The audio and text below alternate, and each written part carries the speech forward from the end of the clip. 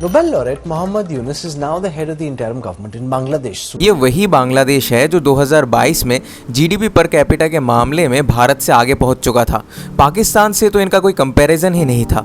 And now current situation को देखते हुए लगता है कि ये 10 साल पीछे चले जाएंगे। अभी शेख हसीना अपने प्राइम मिनिस्टर पद से रेजिग्नेशन देकर भाग चुकी है। आर्मी ने इन्हें 45 मिनट्स का टाइम दिया था रेजिग्नेशन जमा करने के लिए। हम जानते हैं कि military intervention into countries governance किसी भी देश के लिए अच्छा साबित नहीं हुआ है। खैर उस पर भी हम आएंगे। अभी जो सिचुएशन है बांग्लादेश में, इनके पार्लियामेंट बिल्डिंग को इस तरह से तोड़फोड़ किया गया है और इनके पीएम पैलेस को इस तरह से लूटा गया है। माइनॉरिटी कम्युनिटीज के घर को जलाया जा रहा है और मंदिरों को तोड़ा जा रहा है। तो ये करंट सिचुएशन है बांग्लादेश में।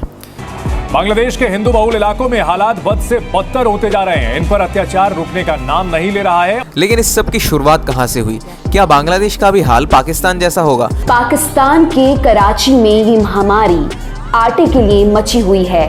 आटा इतना महंगा हो गया है कि लोग रियायती दरों पर मिल रहे सरकारी आटे के लिए टूट पड़े हैं।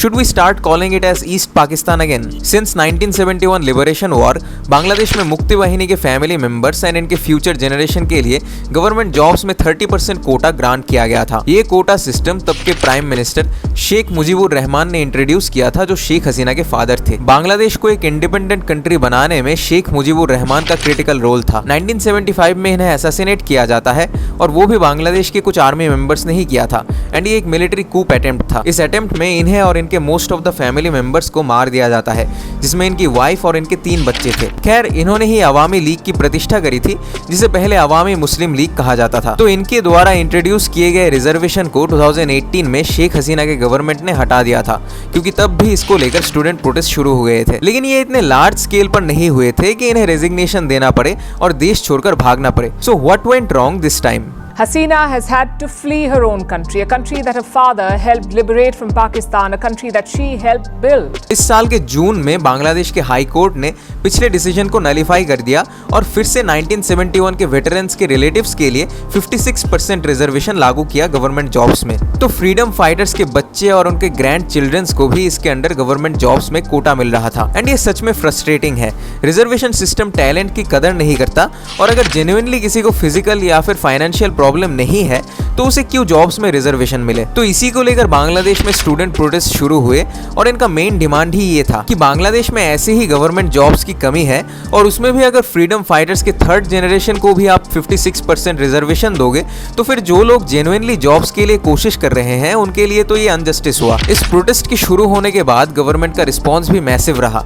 इन्होंने आर्मर्ड व्हीकल्स उतार दिए, शूटिंग, टीयर गैस एंड हर तरीके से इस प्रोटेस्ट को रोकने की कोशिश करी गई और इसके चलते बहुत सारे लोगों की मृत्यु होती है। अभी तक मृतकों का आंकड़ा बताया जाता है 300 से भी ज्यादा है, लेकिन हम भी जानते हैं कि एक्चुअल नंबर्स इससे बहुत ज्यादा है। तो इन प्रोटेस्ट्स के कारण लास्ट मंथ बांग्लादेश की सुप्रीम कोर्ट ने इस कंट्रोवर्शियल कोटा सिस्टम को ही एबोलिश कर दिया। In its verdict supreme court ordered 93% of government jobs में मेरिट बेसिस में एलोकेशंस होंगे और 7% कोटा रहेगा जो बांग्लादेश वॉर ऑफ इंडिपेंडेंस 1971 के वेटरन्स के रिलेटिव्स के लिए सैंक्शनड रहेगा। लेकिन प्रोटेस्टर्स का हिंसा एक एंटी गवर्नमेंट मूवमेंट में तब्दील हो चुका था और ये शेख हसीना के रेजिग्नेशन की डिमांड करने लगे। शेख हसीना की गवर्नमेंट का इस प्रोटेस्ट के प्रति रिस्पॉन्स सीवियर था और आग में घी तब डाला गया जब इन्होंने प्रोटेस्टर्स को राजाकार बताया। ये टर्म उनके खिलाफ रेफर किया जाता है जिन्होंने 1971 इंडिपेंडेंस स्ट्रगल के दौरान पाकिस्तान मिलिट्री के साइड चले गए थे। लेकिन कुछ टाइम बाद इन्होंने टोन डाउन किया और बताया कि ये टेररिस्ट नहीं है और ये स्टूडेंट्स के साथ बात करने के लिए राजी हैं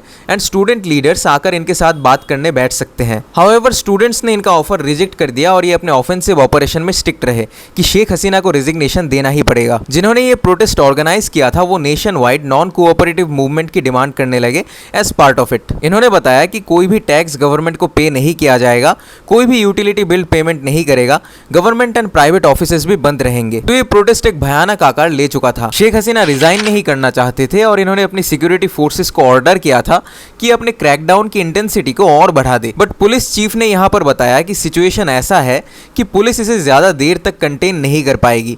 more force is not the answer. इसी बीच प्रोटेस्टर्स ढाका के वेरियस स्पॉट्स पर जमा होने लगे एंड सिक्योरिटी फोर्सेस के व्हीकल्स एंड गवर्नमेंट प्रॉपर्टीज में तोड़फोड़ करने लगे। About 250 people have been killed and thousands injured. It escalated into a campaign to oust Hasina. Bangladesh forces इस प्रोटेस्ट को कंटेन करने में फेल हो चुकी थी। शेख हसीना के बेटे जो यूएस में रहते हैं, इन्होंने प्राइम मिनिस्टर को समझाया और शेख हसीना अपना रिजिग्नेशन देने पर राजी हुए। प्रोटेस्टर्स का क्राउड गैदर हो रहा था और ये अभी प्राइम मिनिस्टर पैलेस की तरफ बढ़ रहे थे। शेख हसीना को इनके इंटेलिजेंस ने 45 मिनट्स का टाइम दिया था कि जितनी जल्दी हो सके ये यहाँ से निकल जाए। बोंगो भवन में इन्होंने अपना रिजिग्नेशन दिया और मिलिट्री एयरक्राफ्ट में भाग गए इंडिया की तरफ। प्रोटेस्टर्स यहाँ पर ही नहीं रुके और पीएम पैलेस को वैंडलाइज किया एंड यहाँ पर जो भी हो सकता है लूट कर चले गए।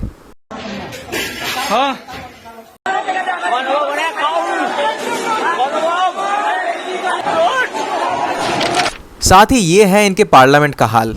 Representatives, the presidential statement said. Sheikh Mujibur Rahman के स्टैचू को भी यहाँ पर तोड़ा गया और कुछ प्रोटेस्टर्स ने यहाँ पर ये सब भी किया। शेख हसीना दिल्ली के हिंडन एयरफोर्स बेस में बांग्लादेश मिलिट्री के C-130 एयरक्राफ्ट में आकर उतरे और इनके साथ भारत के national security adviser Ajit Doval की मीटिंग भी हुई। शेख हसीना का प्लान था कि ये यहाँ से यूएस जाएंगे, लेकिन यूएसए ने इनका वीजा रिवोक कर दिया, तो ये अभी यूके या फिर फिनलैंड में असाइलम ले सकते हैं एज ए रिफ्यूजी। वहीं बांग्लादेश में प्रोटेस्टर्स का खुशी का माहौल चल रहा है, सेलिब्रेशंस का माहौल यहाँ पर है।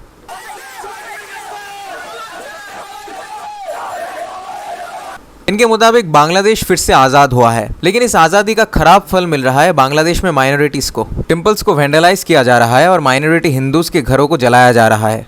What was particularly worrying was that minorities, their businesses and temples also came under attack at multiple locations. Sheikh Hasina के पार्टी के 20 लीडर्स को मार दिया जा चुका है। एक एमपी के होटल में आग लगा देने से 24 लोगों की जलकर मृत्यु हुई है। देखिए, बांग्लादेश में अभी ऐसी सिचुएशन होती रहेगी और बांग्लादेश नेशनलिस्ट पार्टी एक anti India and pro Pakistan वाली विचारधारा रखने वाली पार्टी है। तो जब ये पावर में आएंगे तब इंडिया के लिए प्रॉब्लम्स और बढ़ेंगे। बांग्लादेश भारत का एक फ्रेंडली नेबर था जो अभी एक हॉस्टाइल नेबर में तब्दील हो चुका है और आप देखेंगे बांग्लादेशी प्रोटेस्टर्स को शेख हसीना को हटाने में जितनी खुशी नहीं हुई, पाकिस्तानियों को उससे कई गुना ज्यादा खुशी हो रही है। खैर, पाकिस्तान ने अफगानिस्तान में तालिबान टेकओवर के बाद भी खुशियां मनाई थी and we all know how that turned out for them. खैर, अभी बताया जा रहा है कि नोबेल प्राइज विजयी मोहम्मद यूनुस बांग्लादेश के इंटरिम गवर्नमेंट को लीड करेंगे और ये कौन है आप गूगल सर्च करके देख सकते हो। इन शॉर्ट आपको बताए तो कुछ एक्सपर्ट्स का कहना है Americans have got their man in the office. अभी ये सब कंस्पिरेसी थ्योरीज बताकर हम आपको बोर नहीं करना चाहते, बट अंकल सैम इस टोटल रिजीम चेंज के मास्टरमाइंड हो सकते हैं। शेख हसीना की ये स्पीच अभी काफी वायरल हो रही है जो इन्होंने कुछ टाइम पहले बताया था। इन्होंने बोला था कि एक गोरे आदमी ने इन्हें बोला है कि इन्हें इजाजत दिया जाए कि बांग्लादेश में एक मिलिट्री बेस को बनाने के लिए, और बांग्लादेश एंड म्यांमार के बीच एक क्रिश्चियन कंट्री को भी ये एस्टैब्लिश करना चाहते हैं। अगर बांग्लादेश की गवर्नमेंट इसमें राजी होती है तो इनके गवर्नमेंट को पावर में रहने में कोई भी दिक्कत नहीं आएगी, और शेख हसीना की गवर्नमेंट ने ऐसा करने से मना कर दिया था और अभी बांग्लादेश में क्या हुआ है हम देख सकते हैं। नेवरदलेस बांग्लादेश की इकोनॉमिक इंपैक्ट की बात करें तो ये डिवास्टेटिंग है। ये टोटल टर्मोइल बांग्लादेश की इकोनॉमी को करीब $10 बिलियन